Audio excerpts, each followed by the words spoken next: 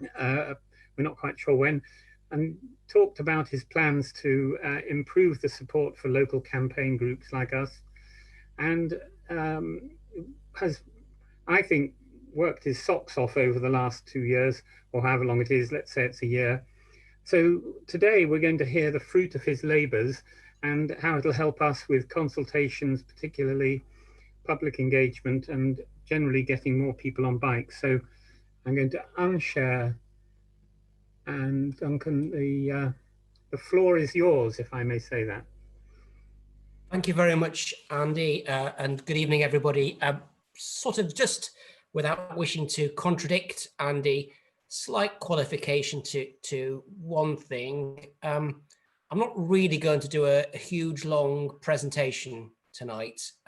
It's 7:30 at night.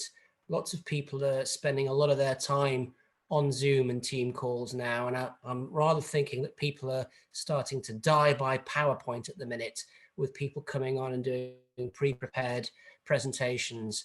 So you're not going to get loads of slides from me today. There might be a couple that I should have shared just to break up people looking at me during the course of this. But I'd really like this to be a little bit of an update from me, and I'm happy to deal with questions and people's thoughts about things. Andy said that I came a couple of years ago. We were just trying to work out the exact time. I think COVID has made people's sense of time feel a bit odd at the moment, and I can't remember what was 8 months ago and what was 14 months ago. But be that as it may, I thought I'd give a bit of an update in relation to things, but I wanted to start with a big qualification.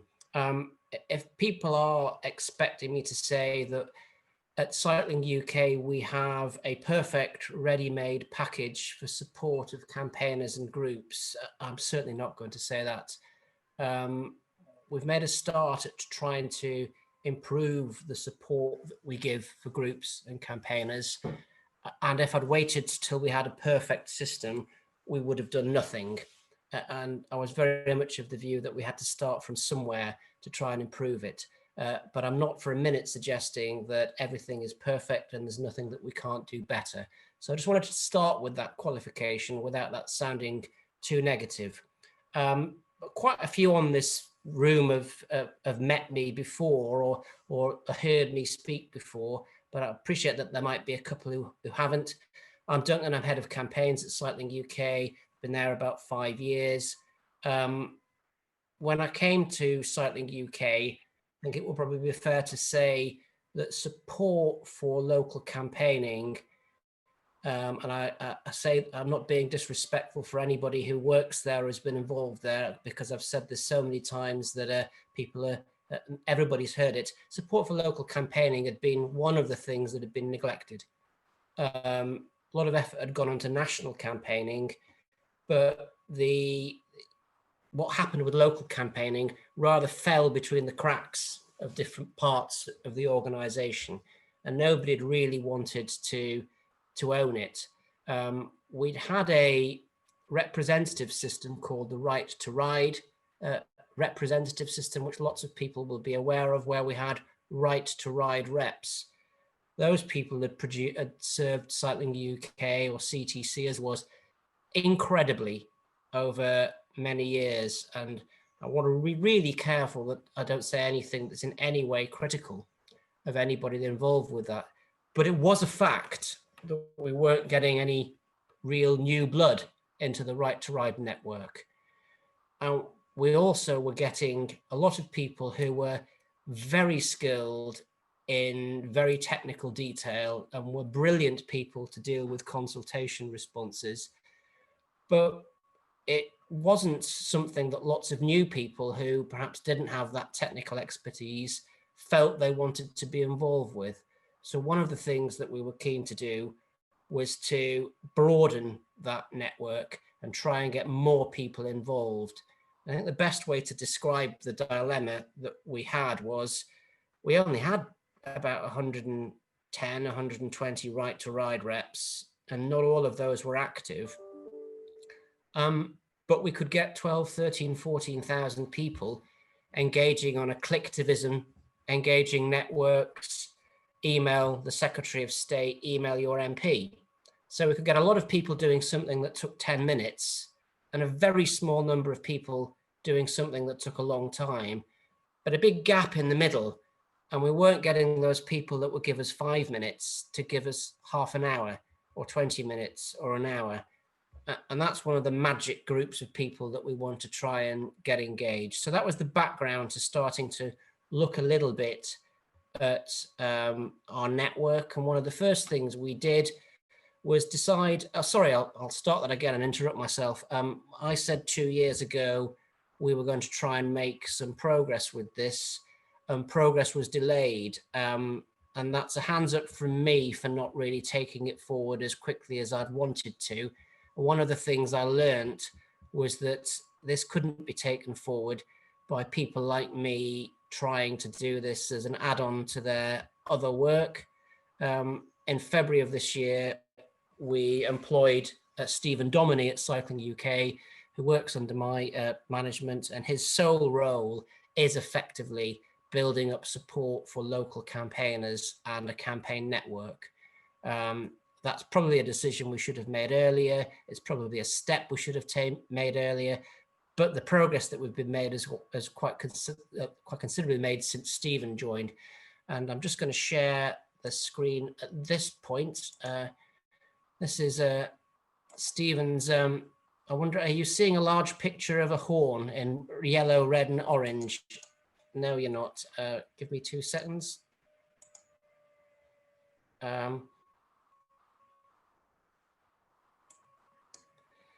Do apologize.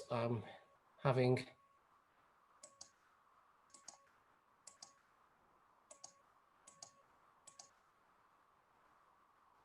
you're seeing things now? Yep. Yeah. Stephen, I've now gone onto a very small screen, but I'll carry on speaking. Stephen sort of came up with the idea of the Cycle Advocacy Network, and part of the idea for it was we needed to make a bit more noise, to be perfectly honest. And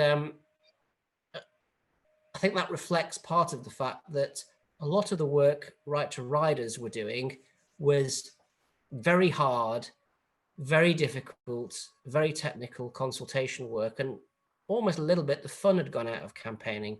I remember my first involvement with campaigning. It involved the closure of swimming pools and leisure facilities and campaigning against that. And there was a real buzz about it and people enjoyed it, and not everybody had to be an expert to be involved. And we wanted to bring a little bit of that into the advocacy network. And so that was one of the first things we tried to do. And that was launched at the end of September. We had more interest in joining CAN, the strapline being we can do it. We had more interest in the first 3 days than we'd had in the past 5 years of the Right to Ride network. So I think the rebranding has worked. It's not something, and I made this point at the start, it's not something that will be transformed overnight. We need more younger people in CAN. And we didn't suddenly have 50 25-year-olds asking to join. We need a greater variation of gender and backgrounds in relation to involvement with CAN. But it started, and we've had far more involvement and people wanting to get involved. So I think that was the first step, trying to transform the system. One of the key things, however, we've wanted to do is make sure we don't lose the brilliant Right to Riders we already have. This was about rebranding this. It was not about getting rid of people. And we seem to have managed to retain the goodwill and interest of most of those people, which was certainly the intention. But, and there's a big but in relation to this, that group that I'm talking about is those people that want to be heavily and actively involved in campaigning. And the reality is that one of the things that we failed to do at Cycling UK for a few years was build and maintain links with all of the groups. All of our is a really bad way to put it, because they're not our groups, they're not our campaign groups, they're independent campaign groups. And I think over the years there'd been a bit of an odd conversation when campaign groups thought about whether they were part of Cycle Nation And then there was a question about what Cycling UK did. And I think we as Cycling UK rather gave the impression we wanted to own campaign groups. And I'm not sure that was particularly helpful. We can't do that. I'd need to have 4, 5, 6, 7 times as many staff in my team to seriously suggest to people in local campaign groups that we could do the amount of work that would justify a heavier involvement with them. We have to accept that campaign groups around the country are doing fantastic work themselves. And the best that we can do is do a better job of trying to give them tools and help when they need to do things. So the big next step for us at Cycling UK and the 2021 priority is to provide better support for independent campaign groups around the country. We're going to be doing some mapping. The slide you should be seeing now is a slide with some ideas of maps of where groups exist and contacts. And we're going to be going out a little bit more publicly in the new year with some mapping about where people can contact local groups, where they can get in contact with somebody who's involved in campaigning. But this is very much not about us owning things. Andy started with the conversation about Andrew Gilligan talking about the importance of networking. I couldn't agree more with that. The reality is when we're trying to influence politicians or other decision makers nationally, and when people are trying to do it locally, it just makes such a difference when the voice doesn't sound to be just the cycling voice. If you're trying to influence a local MP and it's a mother of somebody at the school who's complaining because their child can't walk or cycle safely to school, that has more resonance in many ways than the cycling campaign group as the badge. So the more we actually present some of our arguments linked with people from public health, linked with businesses in relation to revitalisation of the high street, whatever it is, the extent to which it's linked with other environmental or public space groups, that makes our case much stronger. And so that wider networking, where it's a broader coalition, or as we talked about it in terms of people being under a big umbrella but having their own space, is very much how we saw the support that we were going to provide to campaign groups and activists and campaigners. So that was very much the plan. And one of the things we've been very keen to try and do is to do a much better job of providing what are sometimes called toolkits. I'm not too fussed about how we describe this, whether it's toolkits or guides or just materials that help people who want to be involved in campaigning, whether individually or as groups. I've had a few emails in from people saying, you haven't provided this guide, or why haven't you got that? If I'd waited till we had every guide or every tool that we could possibly have before we published a toolkit, we wouldn't have made any progress. So we haven't got every guide and every toolkit and every how-to piece of material on our website. But the plan is we're going to keep adding to them week by week. And so eventually we have that comprehensive set of materials which will help people. If you went to our website and saw some of the guides, I'm sure some of you would think, well, I don't need that one. And that's not particularly helpful. I'd caution you just to actually think, though, that perhaps somebody else might. We've had some criticism for some guides from people who said, well, I don't need to be told how to do X. But actually somebody else has said to us, that's very, very helpful. So there's lots of people who will take the view that they don't need to read a guide about how to engage with their MP, how to prepare for a meeting with their MP, how to structure that meeting, what to ask, and how to walk away in the circumstances where you've asked them to do something. And so we produced a guide about that, which somebody said to me was patronizing. But I had 10 emails in the inbox saying from people who were slightly less confident, saying that they found that really helpful. And there's a number of guides that are like that. There's a guide in relation to how to use the freedom of information process to get information that you want from your local authority. And there'll be many people on this webinar who don't need that advice because they know how to use it. But there are others who will find it helpful. We have similar guides in relation to how to use a local petition process to try and make progress. So there'll be information which not everybody needs, but is helpful for some people.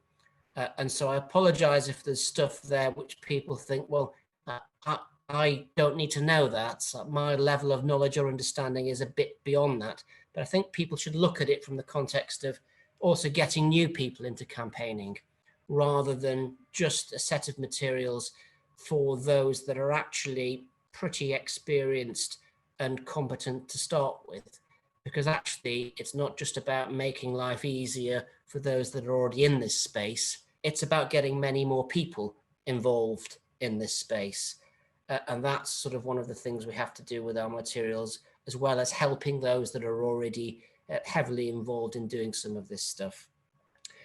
So extending the progress we've made for individual reps, creating the Cycle Advocacy Network and moving that forward to support better support for groups is sort of one of my main 2021 priorities, particularly for the first 6 months. And there's a particular focus for that, which many of you will be aware of, which is we have local elections in many places in May. Indeed, you have them in Oxfordshire across the county in May. It's something I've spoken with Robin about in recent weeks or months. I think it was about several weeks ago. I've had a lot of conversations with campaigners about the local elections. Perhaps not surprisingly, that led to a huge difference in what people said they wanted from Cycling UK, or what they thought that campaign messages should be, which reflects the fact that Oxford is not the same as Barnsley, and what people need and what would be an improvement in infrastructure spending in one place is not the same as it would be elsewhere. To double cycle spend in Barnsley, where there's absolutely nothing, is not very much. To double it in Cambridge is actually quite a lot of money.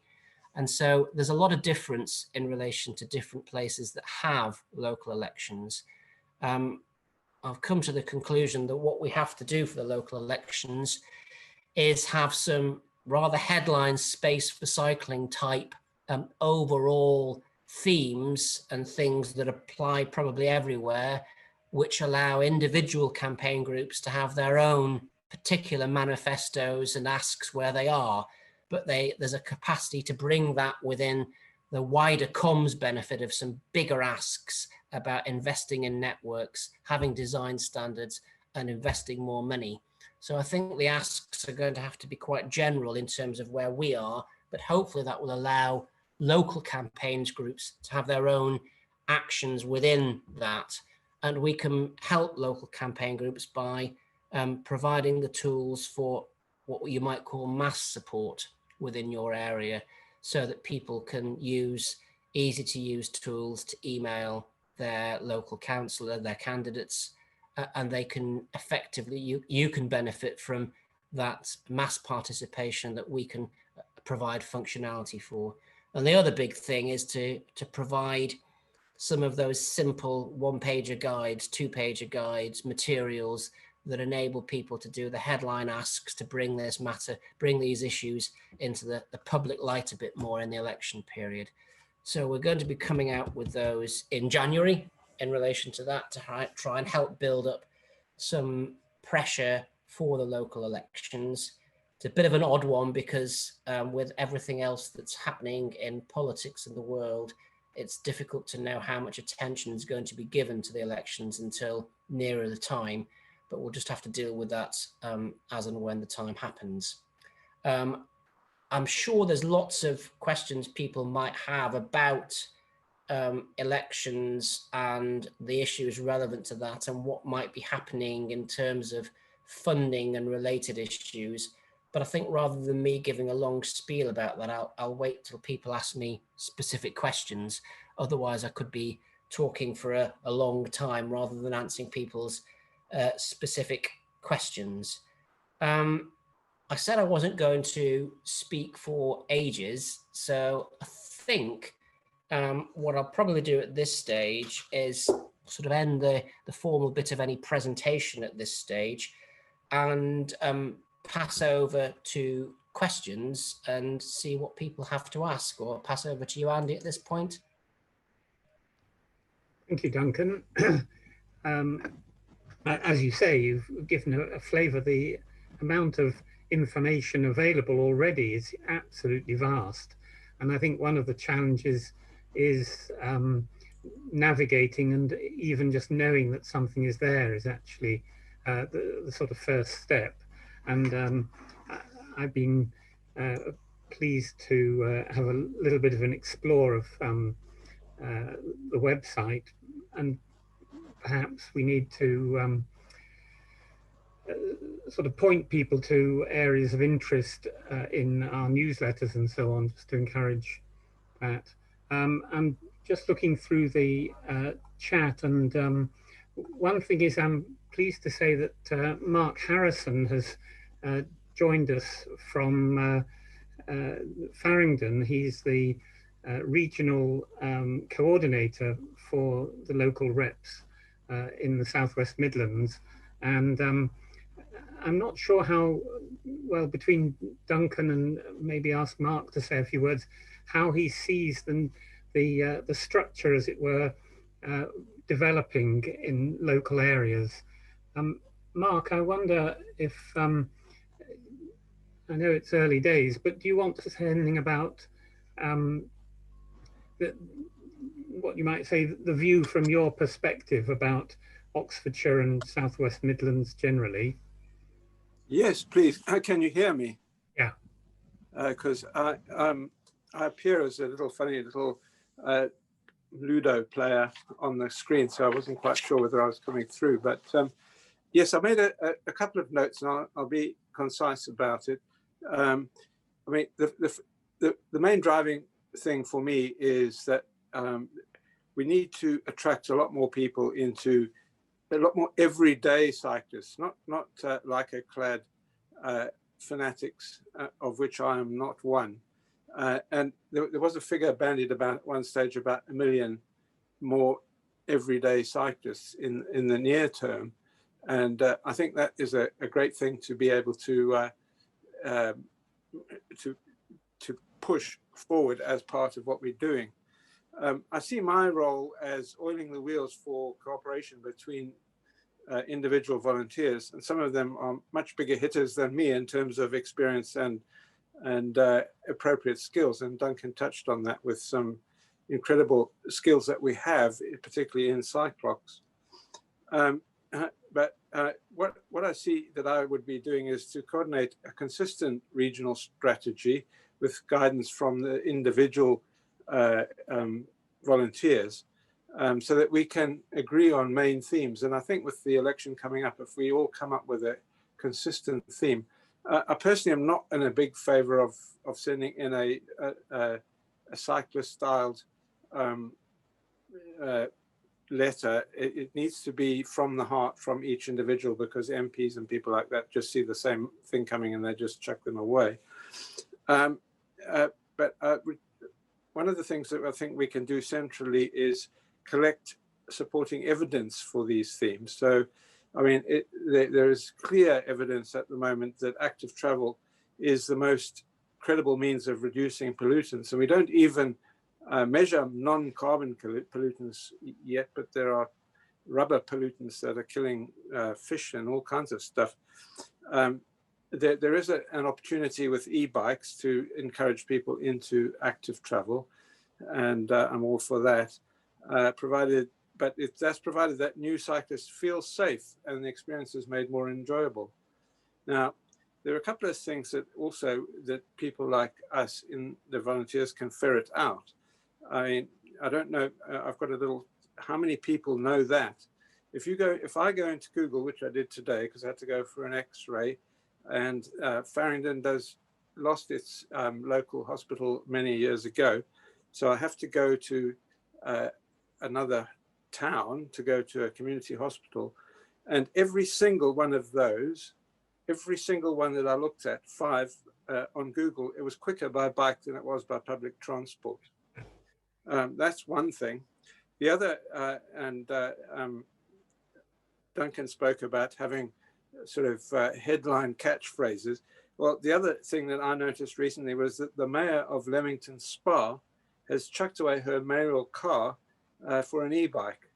So I think we should make more of that kind of thing. You know, people who do that. I'm also very keen on cross-party. You know, some of the best people in our region have been in parties that I don't agree with. Some of them have been in parties I do agree with.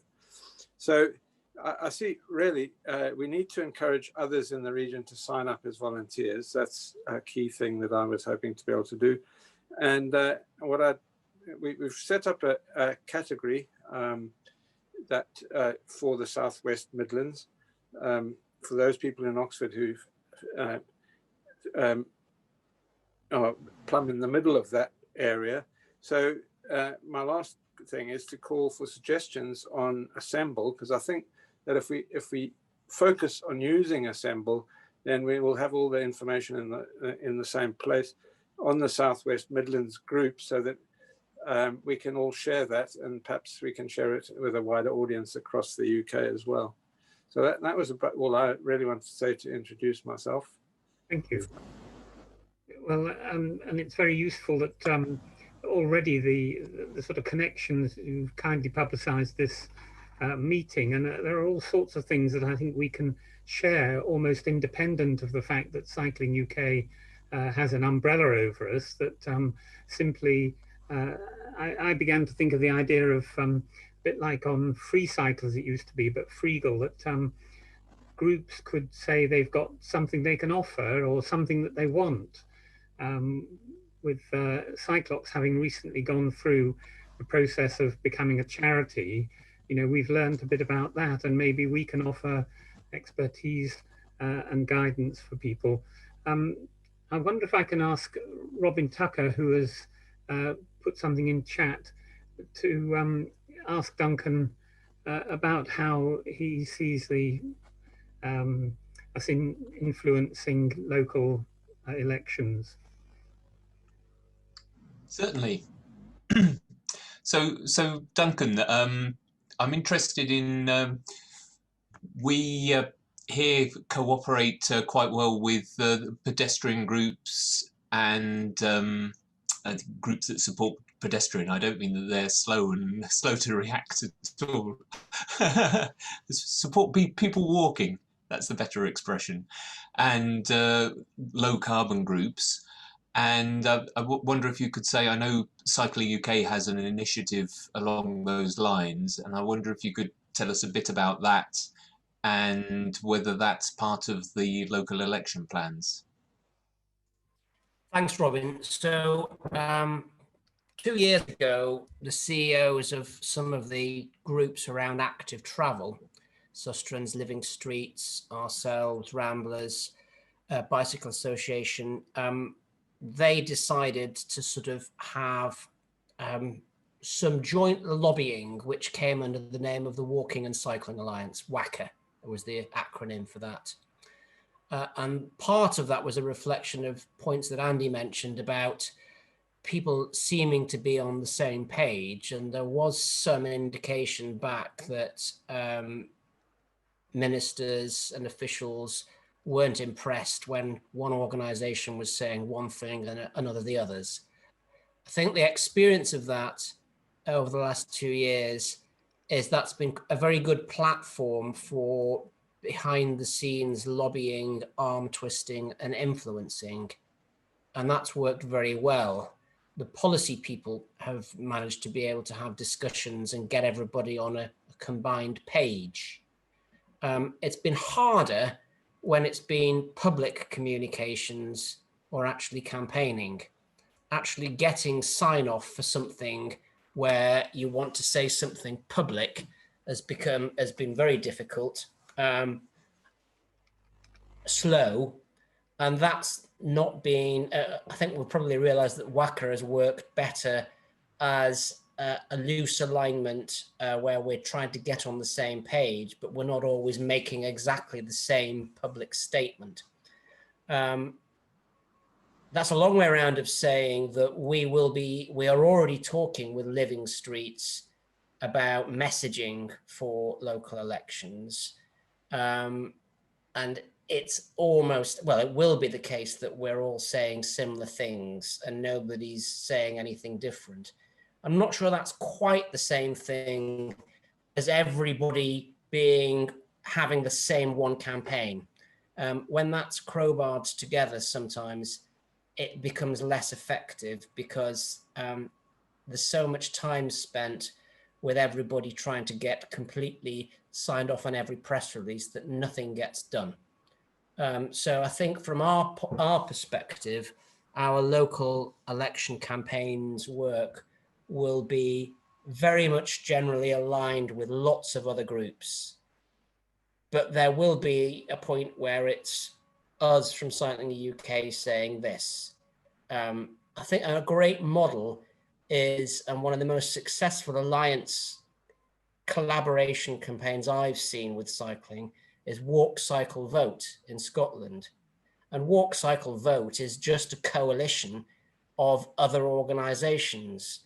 But those organisations, be it Pedal on Parliament, be it Spokes Lothian, be it Living Streets in Scotland, or be it Cycling UK in Scotland, are all within that coalition, sometimes doing their own thing, their own events. And I think for me, that's the model that we need. I think if you try and go to everybody being completely on the same page, that's when no progress gets made on things. So that's how I see that going. But Robin, you're entirely right. However we frame it, I can't think of a press release we've issued recently or anything I've had anything to do with that, where we haven't said walking and cycling, and we haven't talked about broader issues of public health. We're hopefully going to have a press release out tomorrow in relation to something we're doing, which is to do with backlash and the resistance from local authorities, where the whole theme about it is linking in with young people and young people being disadvantaged by COVID. And it's a different line, a different argument. We've got the British Youth Trust supporting us in relation to it, the British Youth Council. And I think it's getting those other people in at separate occasions. Next week, the theme's obesity, and we've got lots of public health organisations involved. So I think it's getting people in, but not always exactly the same people. Oh, that's yeah.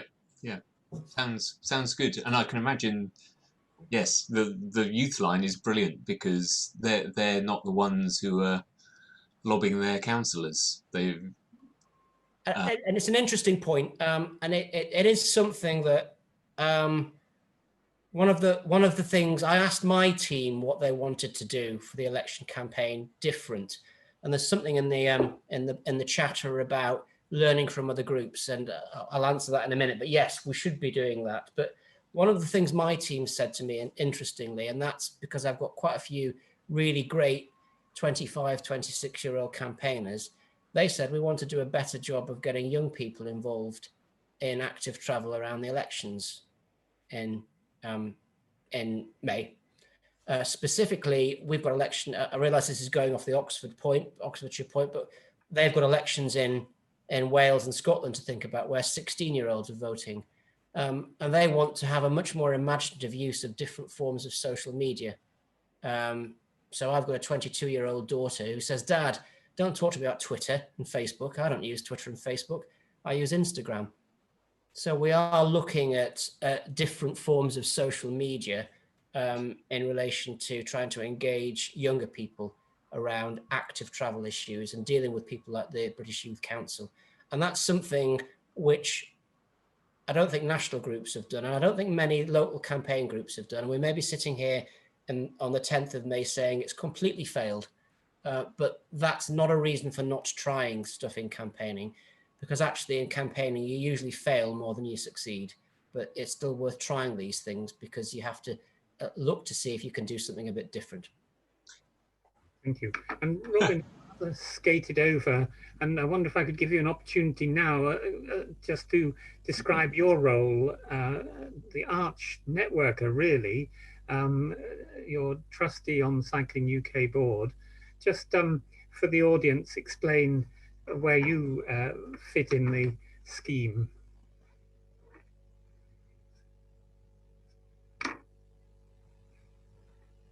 Well, I fit in multiple ways. So if I kind of take it as a process of evolution, I mean, I started off by riding bikes, and then I got involved with Cycling UK when I restarted riding. I guess once I moved out to Oxfordshire and my kids got old enough that I could ride my bike more, got involved with the Wantage group and the Oxfordshire group, which are due to due to the history of Cycling UK, or CTC as it was at the time, separate groups.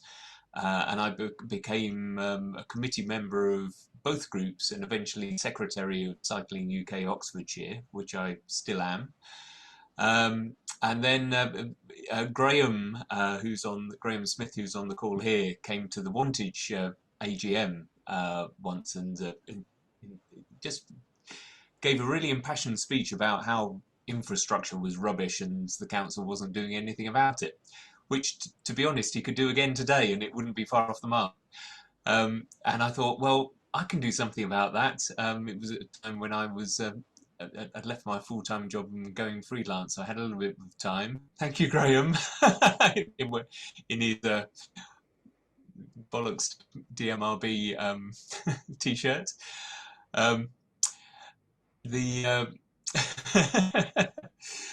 Fantastic. He's cost me more time than anything else, and realised that there were lots of campaigners across the county, and but the doing different things in different places, but the people who made the decisions were the county council, so we needed something county shaped. And so I kind of networked for a bit and then eventually brought together about 15 of us in a cafe in the Jam Factory in Oxford, and we formed the Oxfordshire Cycling Network. And I see a lot of members, many of whom are in Cyclox, many of whom run their own little campaigns or campaign groups. A lot of it on the call tonight, which is fantastic.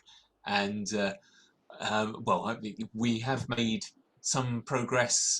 We can probably point to some things that have happened differently, but it's as somebody said, it's been slow progress, and there's an awful lot more. There's much more to do than we've done. Since then, so we carry on that. But more recently, I thought, well, I've got even more spare time now. It's been a quiet year. I'll bring that and see what I can do on the national stage and put myself forward to become a trustee of Cycling UK. And the nominations committee passed me, and the members elected me. So here I am. From January the 1st, I will be one of the trustees. So I'm very much looking forward to doing that over the next 3 years. We're very lucky, along with James Dorton as well. We've got a very active Cycling UK representation. Thank you. I was going to ask Simon Yes. to just come in at this point with suggestions for how Duncan might want to evolve the website and so on. Simon, are you there? There.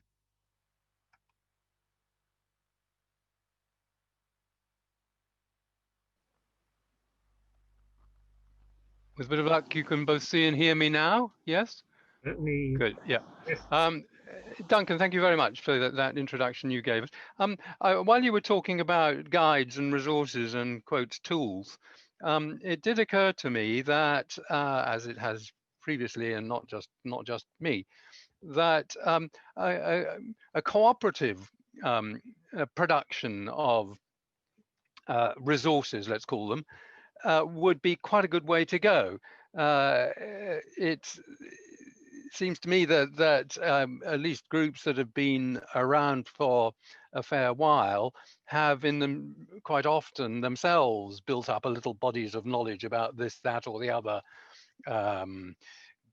Guidelines, cycling standards, ways to do things, ways to campaign, effective ways to interact with politicians, some of the things you were talking about as well. I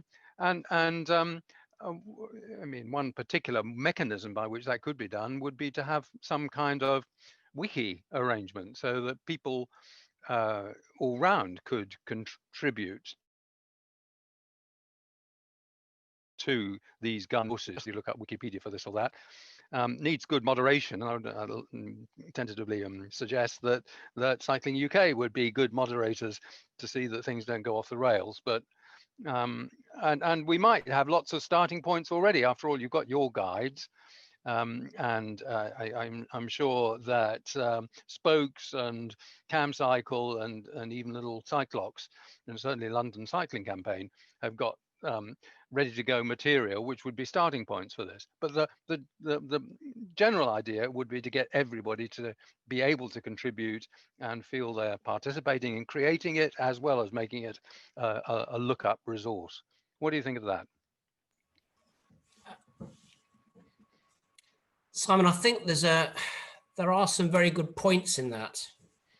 However, the one slight headache with it is that there's an awful lot of people whose knowledge on these issues is superb, but they're not always the same person I'd ask to write a guide about it. So and I'm going to mention people that you know in Cycling UK, and again, this is something that I've told them directly. The most knowledgeable person in Cycling UK on policy is Roger Geffen. Yeah. I'd never ask Roger to write a campaigner's guide about how to do it. I would ask Cherry Allen at Cycling UK to write the how to tool guide. It's a different skill. And so some of the campaigners with huge knowledge, some of the people who've produced materials aren't the best people to actually do that in here's a ready 2-page guide for the person new to campaigning. That's actually quite a skill. And so I think there's a danger that we could end up with a repository of information where there's 15 pages on something where we need 2. And it's something we're looking at in terms of our policy documents. We've got some extremely detailed policy documents on our website, which very few people read.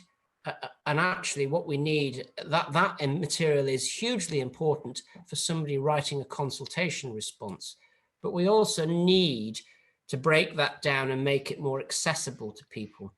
So there's an element of what you say, Simon, in terms of getting everybody involved and allowing them to post some information and share, which I think we definitely need to look at.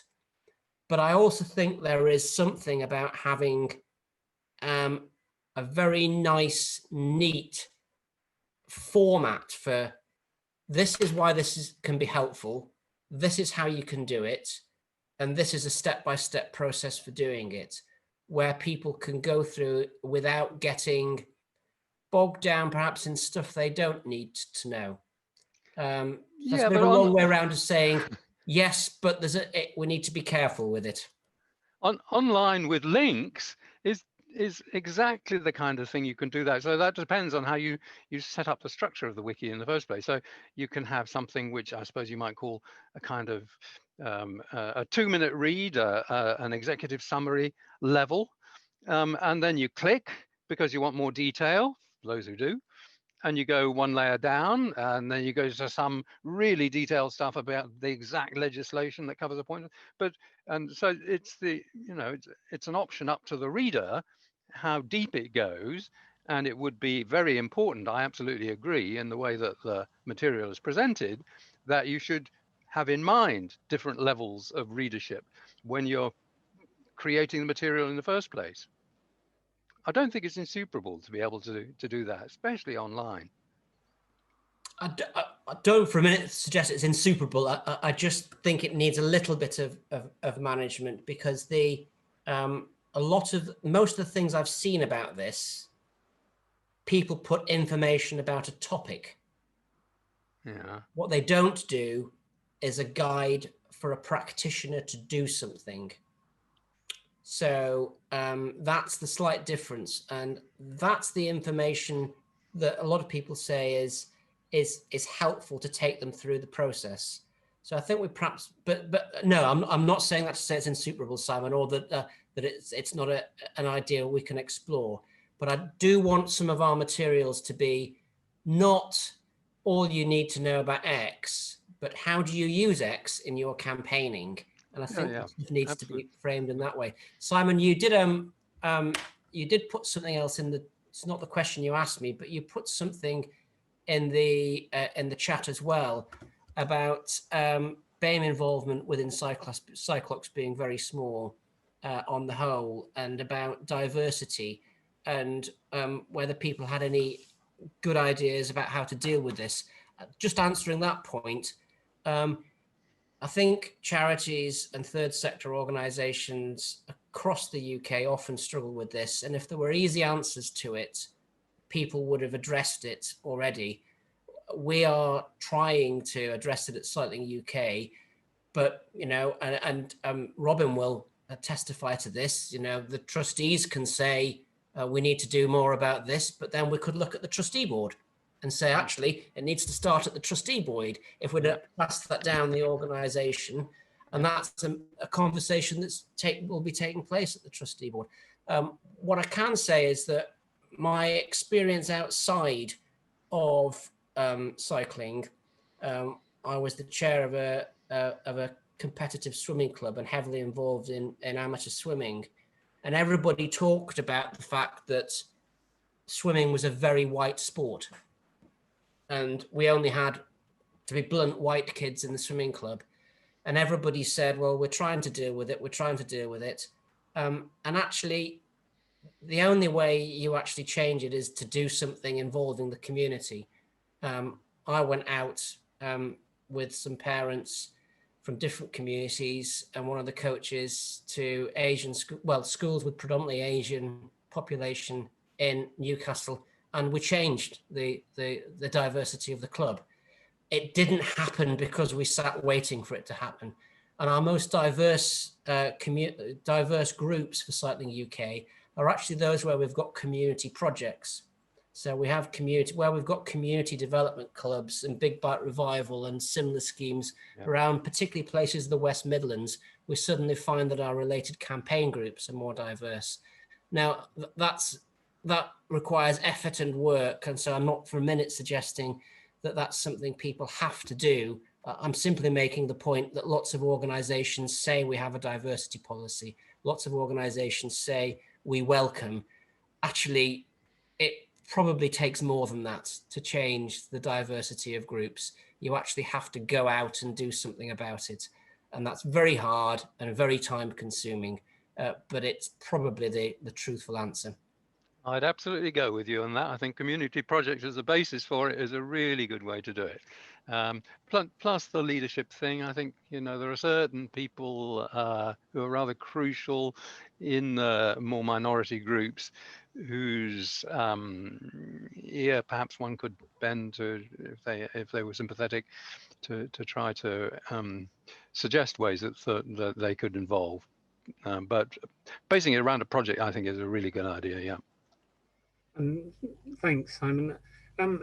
Steve Unwin, I wonder if you're able to unmute and just ask your question about the very prosaic LTN 120, because I think there are so many technical things, and it's how to make these accessible, as Duncan has put very clearly, to, if you like, the amateur campaigner rather than people who have died in the wool. Yeah, certainly. I mean, I'm not an infrastructure expert by any means, and my colleagues on here know far, far more than me about it, and I leave them to it because they do a good job. But I sense that this new LTN 120, whatever it really is a potentially very powerful tool. I mean, I understand that Cambridge has had success with it in one of their objections. And if it is really a tool with that much potential, it would be an ideal candidate to add to your toolkit as a 2, 3 or 4 page guide as to how to use it. I mean, in Oxfordshire, we have a council, I suspect, like many other councils, who don't take much regard to guidelines. And my sense, though I might be wrong, is that this LTN 120 is a way of addressing that, and is a much more powerful tool than previous guidelines. So I'm not an expert, so my colleagues here will chip in, but I just, if you agree with that, I just think it's something that should be up on the top of your list as to what to produce a guide on. Thanks very much, Steve. I'll answer that by saying I haven't met anybody that's really into infrastructure and infrastructure campaigning and understand these issues who doesn't think those standards are really good. So though that design guidance has had very good reception from everybody around active travel, and why wouldn't it? Because it's been broadly written by the leading experts in relation to that. So it's Phil Jones. So it's been long awaited, and everybody likes it. You can sense the but that's coming. The but that's coming is that we're still not sure what regard is going to be paid to it. So we've got government statements saying that they won't fund projects that don't comply with those standards. And those standards are going to be enforced effectively by a new agency, Active Travel England. But Active Travel England was announced in July. I know the person at the Department for Transport is supposed to be heading up that project, and they've not really got very far with it yet. It's not going to happen this year. So one of the problems we've had in recent months is stuff's gone into places that's not complied with that standard. And even in Oxfordshire, Graham sent me some consultation documents the other day, which is a consultation you've got in Oxfordshire about design standards.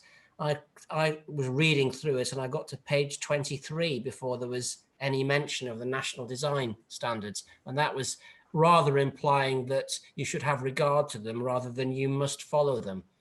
So they're really good, but there are issues about how we get local authorities to comply with them.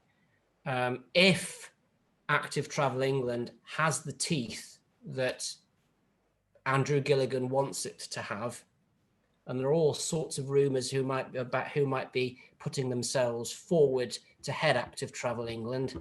One of them being mentioned being Chris Boardman.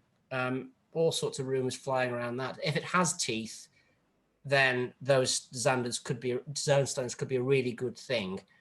But unless they're actually somebody's making sure that they're actually put into practice, they won't have a huge impact. So that's the big thing. To answer your question about transferring that into something that's a bit more of a easy to follow 3 or 4 pager, yes, that was on my list of things to do a few weeks ago and hasn't got done, but it's going to be happening in the next couple of weeks.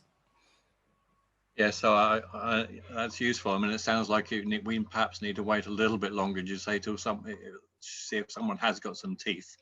But then equally, I haven't read the Cambridge stuff, but they do seem to have had a success with it, which is interesting. I'm sure there's some local authorities that there are local authorities that are better at following the design guidance than others. I think as a very, very general sweeping rule, where you've got a local authority that's already put some cycling infrastructure in, at least they tend to have somebody who's been forced to look at the standards before and they're a bit better. So to put it very crudely, new infrastructure in London is likely to be a bit better than new infrastructure elsewhere. And I suspect we're going that way in Manchester because the traffic engineers have started to think about it. I live in Kent where there's none. And so when some traffic engineer in Kent is asked to devise something, they're starting from scratch and the design guidance doesn't make a great deal of sense to them. I'm sorry to put that as crudely as that, but I think there's a bit of a that what would be fantastic, and in the grand scheme of transport spend, it's not big money. What would be fantastic is if the government actually paid for some training of traffic engineers in relation to some of this stuff, and design highways engineers. And I know that's been pushed for, but it's never really come out, because at the moment they've come up with design standards and lots of local authorities, it's as though they're reading a foreign language, to be honest. And we'll have to come in at this point. Yes, I see you, Graham. Waving, not drowning. You're welcome to speak. Go on. Hi, Duncan. This is what I look like. At least this is what I look like after 9 months of lockdown and not seeing a barber. There are a couple of things. One thing that's about LTN and engineers not reading it or not understanding it. It might be a minority interest, but a colleague of mine, Robert Huxford in the Urban Design Group, has written and keeps writing that engineers who are not cognizant of current guidance are likely to be acting without their professional indemnity. They're behaving, they're actually, well, effectively they're breaking the law. They're certainly breaking a law of their professional organization and opening up their highway authority, their council to action. Of course, with so few people riding a bike, it'll probably take 2 times 10 to the power of n years before any kind of court case arises that makes use of that piece of information. But they are obliged to know it. It's no good saying, I don't know it, I haven't read it. It's actually part of their, I mean, imagine a doctor not read, well, I'm looking at Andy Chivers. Imagine a GP not being aware of some important new piece of information. I mean, they'd be sued off the face of the bloody earth if anything went wrong, possibly before anything went wrong. But then the other thing I wanted to say is that LTN 120 is great. I completely agree, but you may know that in Oxfordshire, we have a man called Lingwood who put work into the previous LTN 208, and he promoted the dual network route approach. He's still pushing the dual network approach. He's criticized LTN 120 because it doesn't deal with difficult situations. And I think he's right in that it doesn't. In fact, I know that proposals to deal with more difficult situations were consciously excluded from the publication. Which leads me to my question. Cycling UK should, probably must, and certainly could very usefully contribute to some kind of thought exercise. It obviously can't pay for experimentation, but some kind of thought exercise as to how to deal with roads that don't fit in with LTN 120. I live just off a road called Abingdon Road, which is 7.3 to 8.3 meters wide, a standard bylaw street carriageway width. It's impossible to have good quality lanes for vehicles and for cars. It's impossible to reduce the traffic in the realistic future. Lingwood put in wide cycle lanes on about half of the amount of the road, whereas previously there was a 1 meter cycle lane down the whole length of it. My proposition is that's much better. And I think we're getting a bit technical and getting into a rabbit hole here, but on a more general point, just to ask Richard Scrace if he's available, just to ask. Duncan, yeah. I'll leave my video off because I'm sharing my internet connection with the family. A question to Duncan. Cycling UK sort of worked with some of the police to share their training package about overtaking distances. You know, we saw a lot of it in the magazine a year or so back. I wonder whether Cycling UK could put some sort of basic training package together to road designers actually, you know, do the job for them that they might otherwise be doing. I don't know where this would happen, whether it would be in their college stroke university or whether it be something that could be done online. But anyway, that's the basic idea. Richard, it's a great idea. Actually, Graham mentioned something similar a couple of years ago when I came up to Oxford. I always had a bit of a reservation about how highways engineers would take it, being told by somebody who wasn't a highways engineer how they should do their job, and sort of us setting out some guidance within a document or a course and it looking as though we were lecturing professionals. But it does link with Graham's point about professional indemnity and qualifications. And to just go back to your point, Graham, I completely get the point that you're making. It baffles me that we seem to have that situation where professional people seem to be able to get away with saying, well, we haven't moved with the times and the guidance and the new designs. So I get your point about professional indemnity. I think, to deal with your point, Graham, I think there may well come a point where actually the answer is legal action against the local authority that doesn't follow the guidance. It's very interesting. So there's a bit of a link between Richard's point and Graham's point. Richard, when the network management duties, sorry to be a bit of a nerd, network management guidance was changed earlier in the year in April and May, and the government were talking about temporary infrastructure. We did actually do the thing that I said I was always nervous about, which is that I put together a 4-page guide about what the powers were and what local authorities could do. And I was nervous about doing that because it was Duncan Dollimore, who wasn't a highways engineer, sort of talking about local authority powers. The interesting point is my partner is a local authority lawyer, and she actually sent me the stuff, and it was actually circulating around highways authorities and legal departments and local authorities. So perhaps my original fear that we couldn't really tell local authorities how to do that was a bit misplaced. Perhaps it's a question of packaging it in a way which is suggestions rather than holding ourselves out to be the definitive experts. And perhaps it's a case of doing that in a way where we're not doing the 100-page guide. We're actually dealing with some more principles in relation to it. And that probably is something we need to think about. If I turn that on its head, it's probably something where we need it to be readily accessible to the head of highways and the leader of the council, because what we actually really need to be able to say to those people is your traffic engineers and highways people aren't following the guidance, and it's not being brought to their attention. So yes, I'm happy to look at that, Richard. I've sort of tried to explain honestly why I've been a bit nervous about doing it in the past, but I think probably we've passed the moment and we need to try and think about it.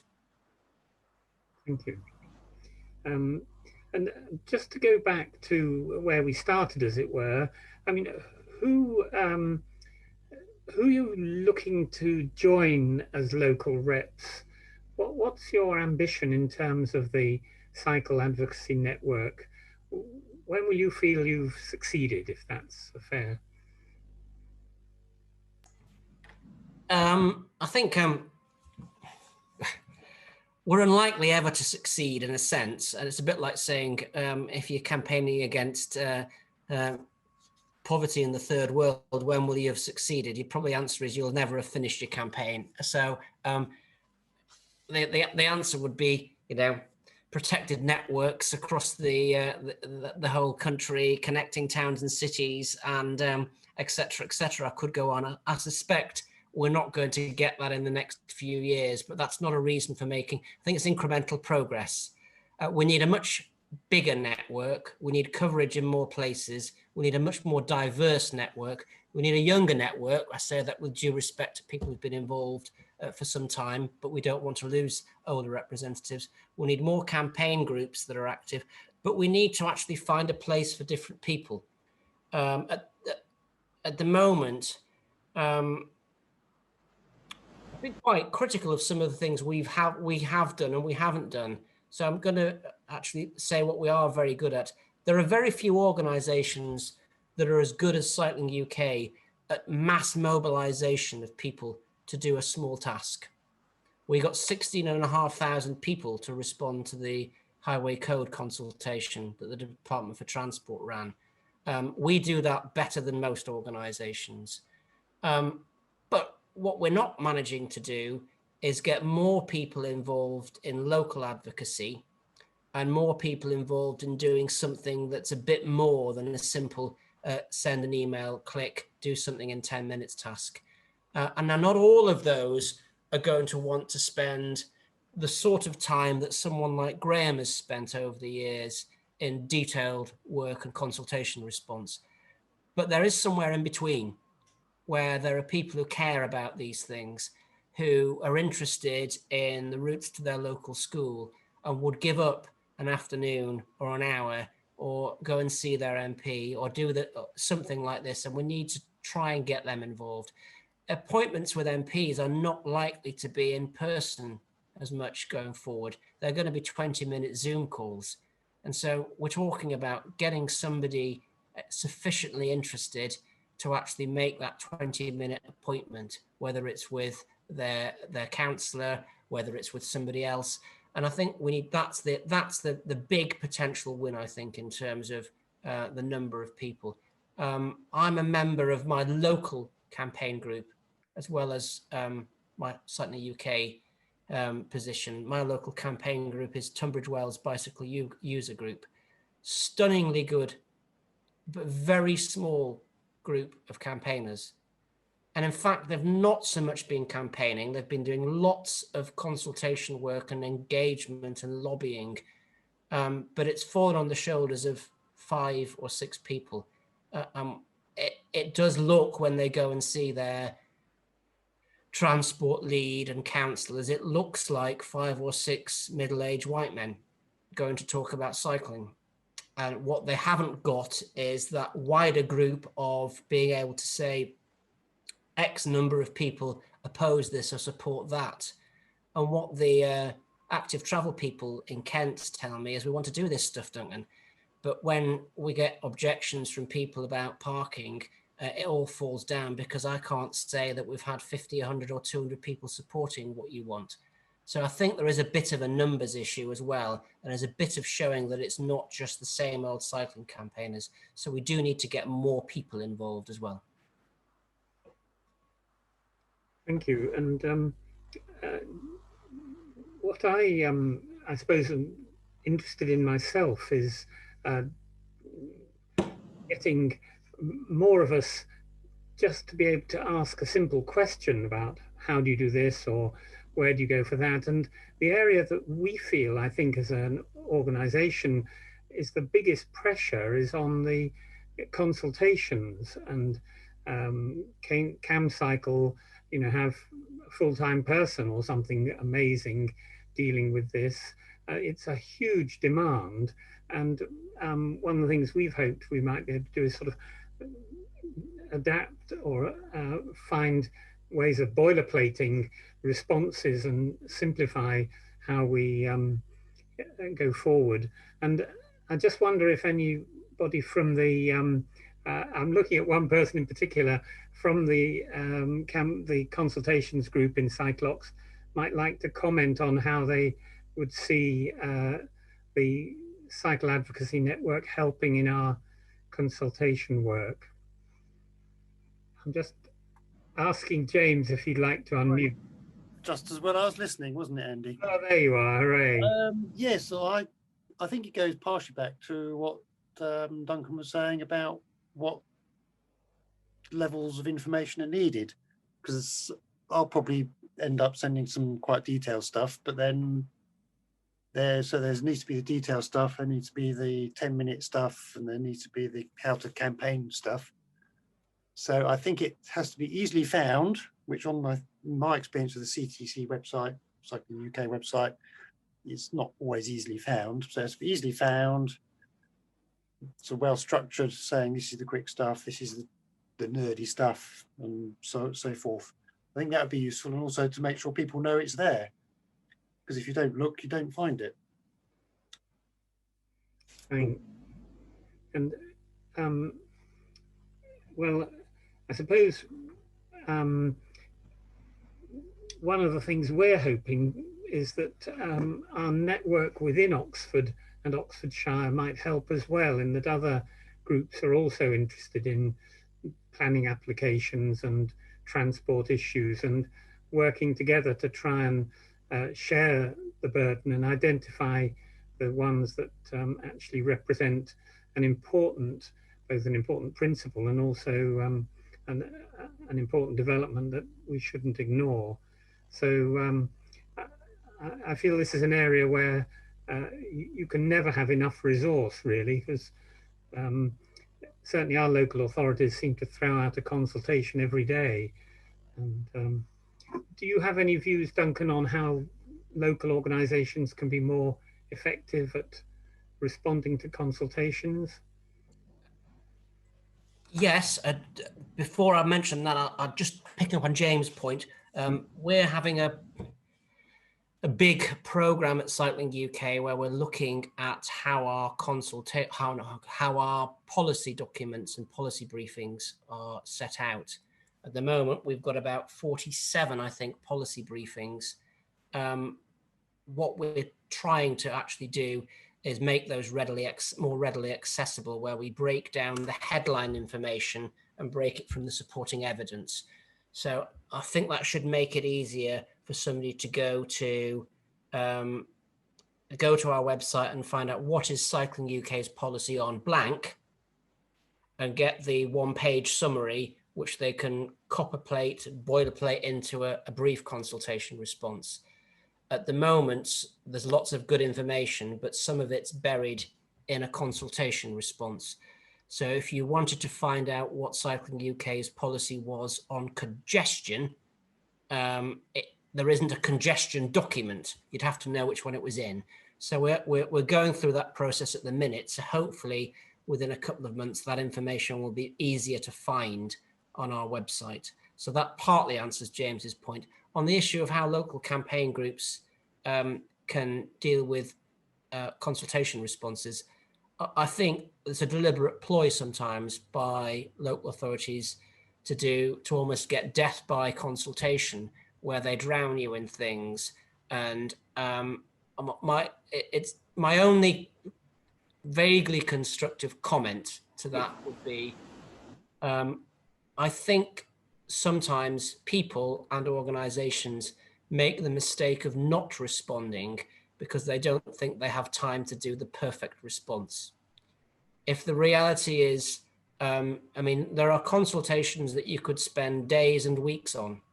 If the reality is you only have an hour and a half, you only have an hour, it's worth doing the best consultation response you can do in an hour. And if that's only 2 pages, so be it.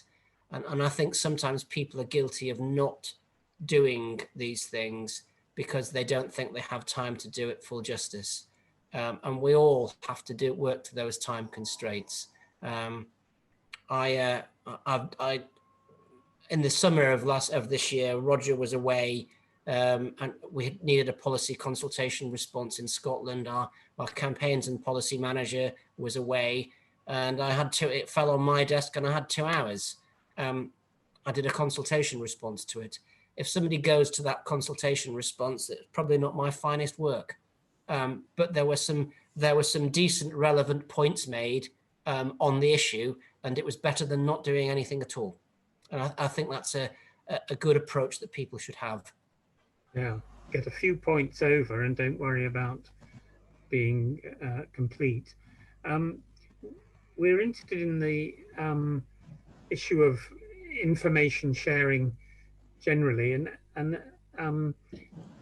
how do you see the advocacy network supporting the sharing between groups? What sort of model of behavior that you're expecting us to, how do you want it to be shared and spread? To be honest, I'm planning to have a conversation with groups in the coming months about that. We've got a module for information to be shared on Assemble, a forum we have at Cycle UK for members of the Cycle Advocacy Network.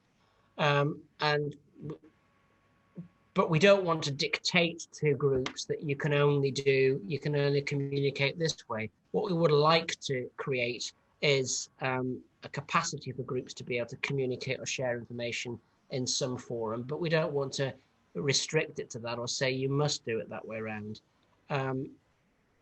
I think it would be foolish of Cycling UK to try and pretend that we owned campaign groups, or that campaign groups sat within our bailiwick, as it were. I think we have to give them an opportunity to share information and a repository for that. But I don't think it should be something that we try and micromanage, because if we do that, it's simply going to lead to disagreement or people thinking that we're trying to take over control. So I think it's facilitating and allowing a platform for that. My observation of some other exercises of sharing that information is sometimes too much information is shared, and that doesn't help or encourage people to become involved. I think what we would like to try and encourage is sharing some best practice. I'm not sure who put it on the chat, that somebody made, I'm sorry if I'm paraphrasing, but somebody said, would we share best practice from campaign groups in terms of things that groups do? I think there's a great opportunity to do that sort of thing. We tried to do it in our monthly campaign news, and it never really worked. But I think sometimes the conversations around campaigns and policy have been too policy-led. I think there's a real remit for groups to say, here's the best thing that a campaign group's done here's a really whizzy new thing somebody's done. Portsmouth Cycling Campaign had this activity that really worked.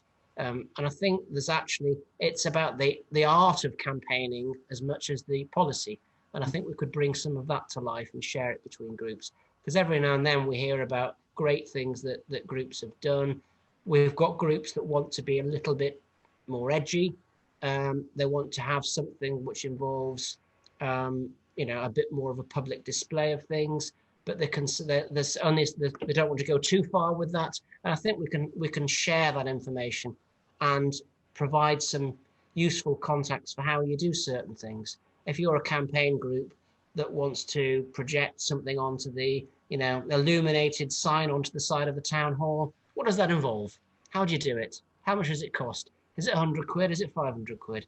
I think we can share that sort of information as well. Thank you. Well, I feel you've worked very hard over the last hour and a half, and I think unless there's any last things on the chat, I've been trying to keep up. Lots of useful comments. Thanks, everybody. Can I hand over to Cyclox Chair Alison to say thank you and close the meeting? Oh, yes. Thank you, Duncan. That was you have been on the spot all evening, and I think it's been fantastic. And I just want to say, I don't think there's any feeling from the Cycle campaign groups that you are taking over. We're just thirsty for the help that you can give. So please, you don't need to say that again, because we really welcome everything that you're doing to help share information, provide resources. And I think there's clearly lots more that you're going to be doing. I think there were lots of things that you said that kind of resonated, and particularly that importance of finding those volunteers who can give that little extra time that we aren't finding at the moment. And tips around that is so important. And then getting our campaign groups more diverse as well, trying to capture the interest of people in different communities. And as both you and Simon said, we do need to be working much more locally in communities. And I feel that's something in Oxford and Oxfordshire is happening at the moment. And for instance, we've been doing this mega project with Catherine McNichol, who's on the call, on Bikes for Key Workers, which has really got us into local communities. And so it's been very exciting. So Thank you again, Duncan. I think it's been a terrific session, and we really look forward to hearing from you again in 2 years to see what further progress Cycling UK has been able to do for us. Or maybe we don't even need you because we'll know and everything will be shared and it'll be wonderful. But so can I wish everybody a season's greetings. It's not long to Christmas and the new year, and we look forward to a much better 2021 when we will all be vaccinated and able to meet up in person again. So thank you, and thank everybody for attending.